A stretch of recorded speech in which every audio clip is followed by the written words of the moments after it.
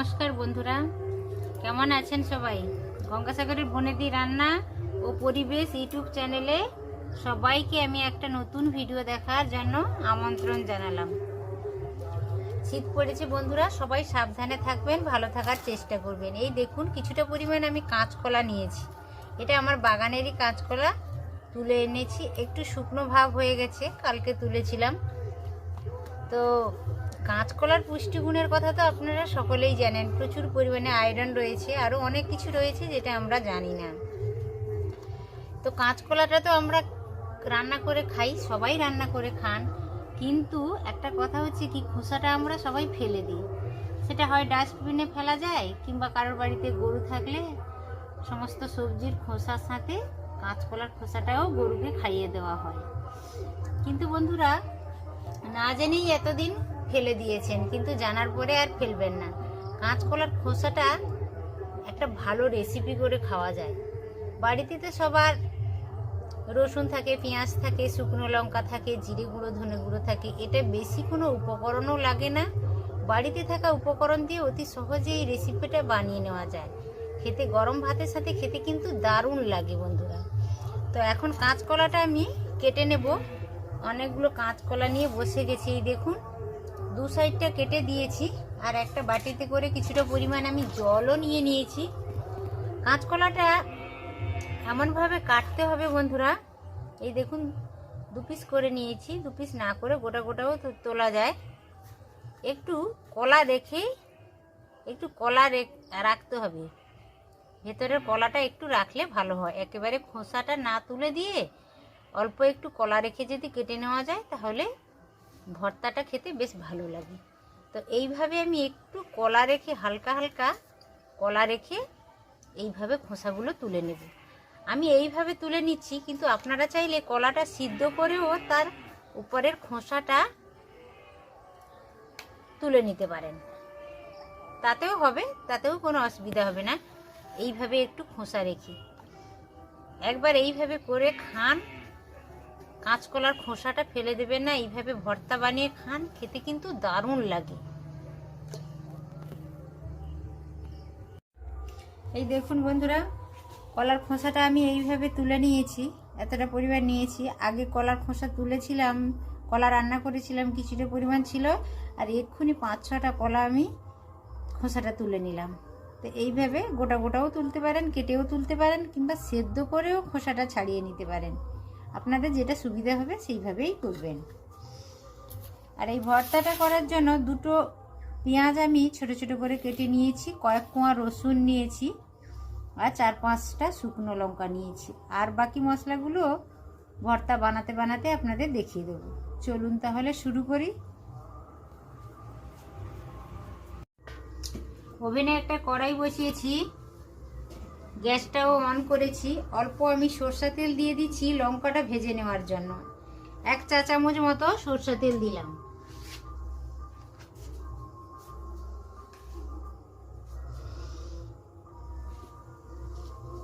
শুকনো লঙ্কাগুলো ভেজে নেব।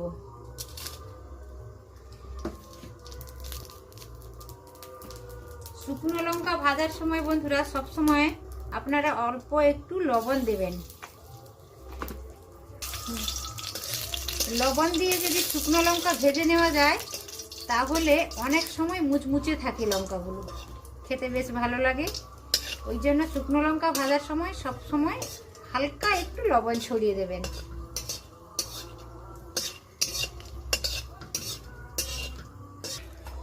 শুকনো লঙ্কাটা ভেজে আমি নামিয়ে নিলাম। এই কড়াইতে অল্প তেল রয়েছে, ওই তেলেই আমি জল সমেত খোসাটা ঢেলে দেব।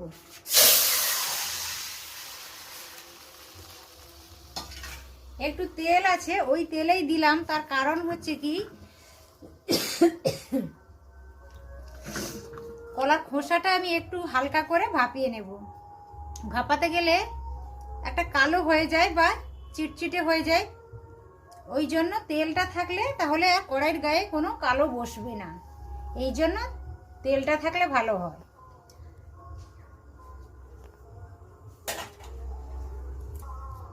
বেশি কুক করার প্রয়োজন নেই, 2-3 মিনিটের মধ্যে এটা হয়ে যাবে। ঢাকনাটা খুলে নিয়েছি।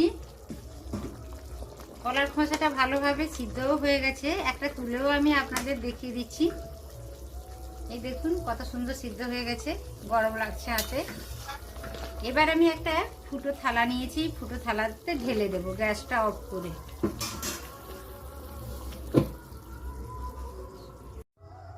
এই দেখুন বন্ধুরা, কাঁচকলার খোসাটা তো আমার সিদ্ধই হয়ে গেছে। এই দেখুন কত সুন্দর ভালোভাবে সিদ্ধ হয়ে গেছে। আর দুটো কাঁচা লঙ্কা নিয়েছি আমি। কাঁচকলার খোসা আর কাঁচা লঙ্কা একসাথে পেস্ট করে আনবো। আপনারা চাইলে গ্রাইন্ডার থেকেও বেটে নিতে পারেন, আমি কিন্তু শিলনোড়াতে বাটবো। এখন বেটে নিয়ে আসি, তারপর আমি আপনাদের দেখাচ্ছি।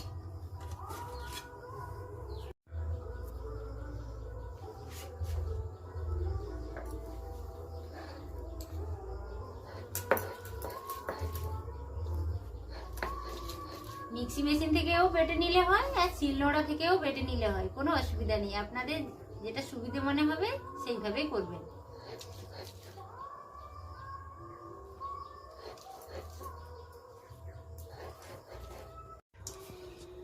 কড়াইটা পরিষ্কার করে ওভেনে বসিয়ে দিয়েছি। এই দেখুন দুটো কাঁচা লঙ্কা আর কলার খোসাগুলো আমি ভাপিয়ে নিয়েছিলাম, সবগুলো বেটে এনেছি শিলনোড়া থেকে। আমি আগেও বলেছিলাম আপনারা মিক্সি থেকেও বেটে নিতে পারেন আপনাদের সুবিধে মতো, আর ঝালটা আপনাদের পছন্দ মতো নেবেন। আমি দুটো কাঁচা লঙ্কা দিয়েছি। এবার কড়াইতে তেল দিয়ে দেব। কড়াইটাও গরম হয়ে গেছে। তেলটাও আপনাদের পছন্দ মতো, আমি সরষা তেল ব্যবহার করছি। তেলটাও একটু বাড়িয়েও নিতে পারেন কিংবা একটু কমিয়েও নিতে পারেন। আমি 3 চা চামচ মতো তেল দিয়েছি।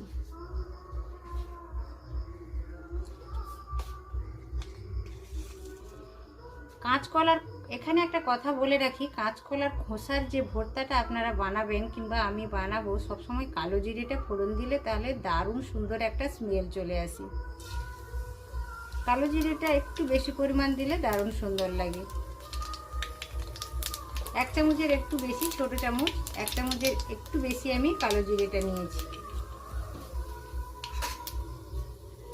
কালো জিরেটা ভালো করে ফুটে গেছে, সুন্দরভাবে ফুটে গেছে। এবার আমি একটা স্মুথ পেস্ট করে রেখেছিলাম রসুনের, ওইটা দিয়ে দেব।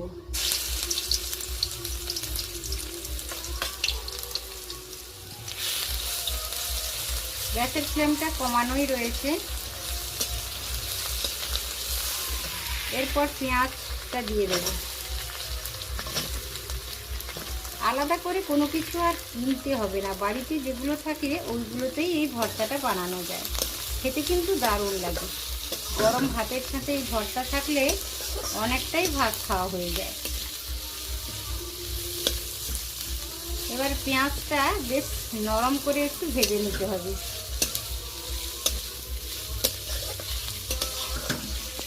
পেঁয়াজের কালারটা চেঞ্জ হয়ে গেছে বন্ধুরা, বেশ নরমও হয়ে গেছে। আপনারা দেখেই নিশ্চয়ই বুঝতে পারছেন, বেশ সুন্দর একটা পেঁয়াজের কাঁচা ভাবটা চলে গেছে। তো এই পর্যায়ে আমি অল্প হলুদ বাটা দিয়ে দিলাম, হলুদ গুঁড়ো। খোসাটা সেদ্ধ করার সময় হালকা হলুদ দিতে পারেন, আমি কিন্তু তখন দিলাম না, এখনই দিচ্ছি।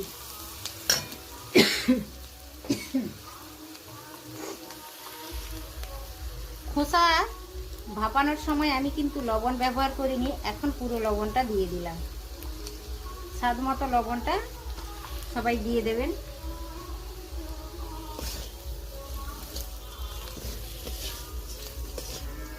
এরপরে স্টেপ হচ্ছে, এই দেখুন আমি কয়েকটা শুকনো লঙ্কা ভেজে রেখেছি। আমি কিন্তু তরকারিতে যে প্লেন লাল লঙ্কার গুঁড়োটা আমরা ব্যবহার করি, ওইটা কিন্তু আমি ব্যবহার করছি না। আপনারা চাইলে ওই লঙ্কাটাও একটু ব্যবহার করতে পারেন। আমি এই ভেজে রেখেছিলাম লঙ্কাটা, এটা হাতের সাহায্যে একটু গুঁড়ো করে দিয়ে দিচ্ছি। এই দেখুন এইভাবে গুঁড়ো করে দিয়ে দিচ্ছি। লবণ দিয়ে ভেজেছিলাম, বেশ মুচমুচে আছে। হাতের সাহায্যে এইভাবে একটু ভেঙে দিয়ে দিচ্ছি। এটা আপনাদের পছন্দ মতো এটা করে নিতে পারেন।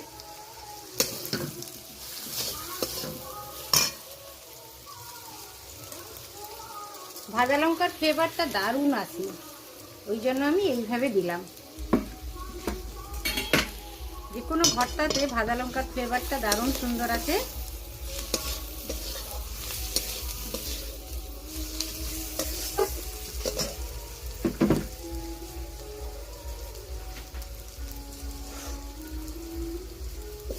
অল্প একটু জল দিলাম।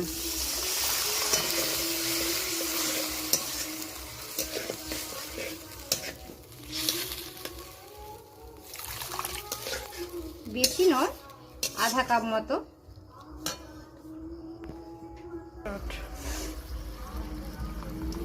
এবার আমি আধা চামচ জিরে গুঁড়ো দিয়ে দিলাম।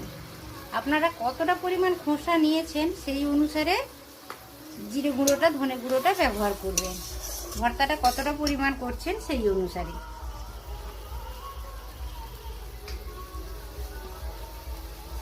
আধা চামচ জিরে গুঁড়া দিয়েছি, সেই অনুসারে ধনে গুঁড়োটাও আধা চামচ দিয়ে দিলাম।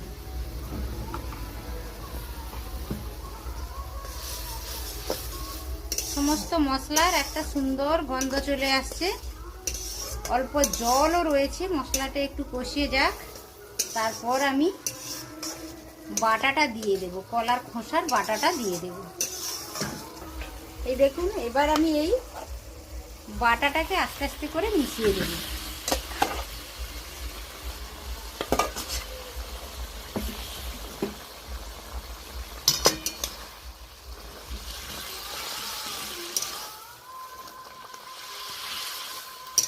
এইভাবে সমস্ত মশলার সাথে কলার খোসার যে বাটাটা বা পেস্টটা আমি বানিয়ে এনেছি, বেটে এনেছি, ওটাকে সুন্দর করে এইভাবে মিশিয়ে নিচ্ছি।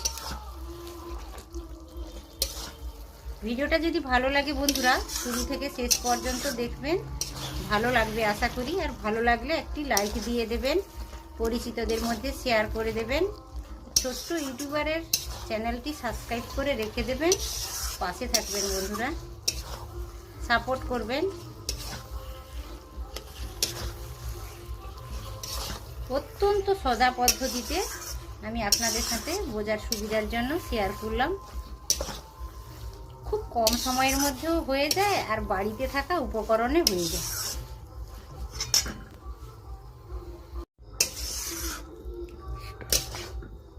এই দেখুন কত সহজে হয়ে গেল।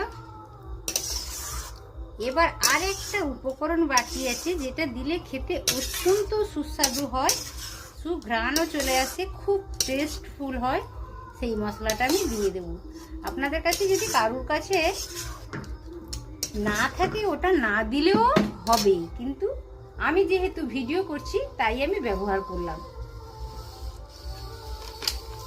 আমার হাতে দেখুন এই যে ব্ল্যাক পেপার মানে গোলমরিচের গুঁড়ো।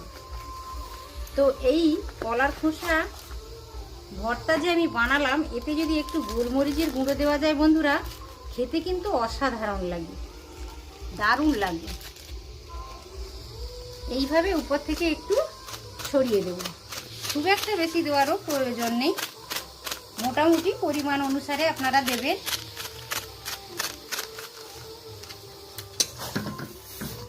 ভালো করে একটু মিশিয়ে নেব।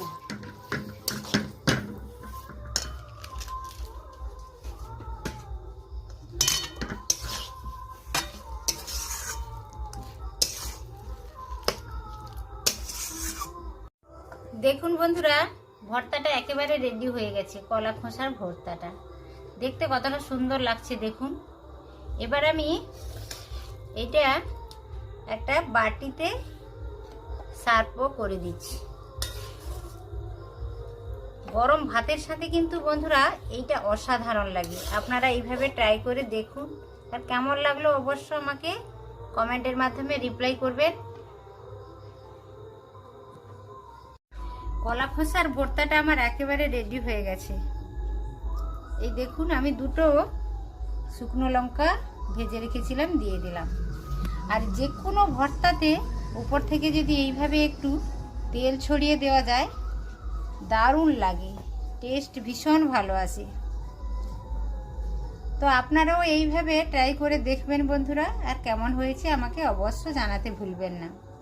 ভিডিওটা কেমন লাগলো বন্ধুরা, আশা করি সবারই ভালো লেগেছে।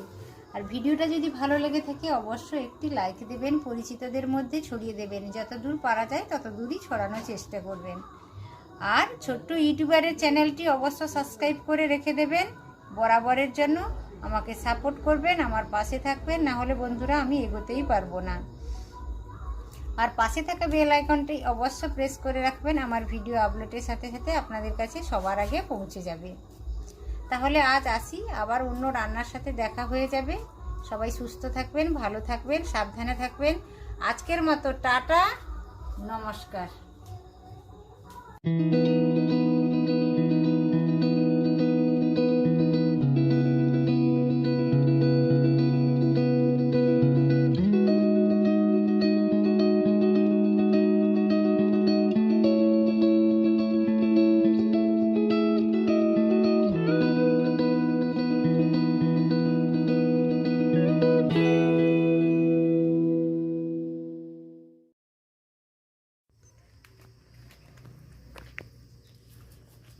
খেয়ে নাও, মুড়ি বিস্কুট খেয়ে নাও,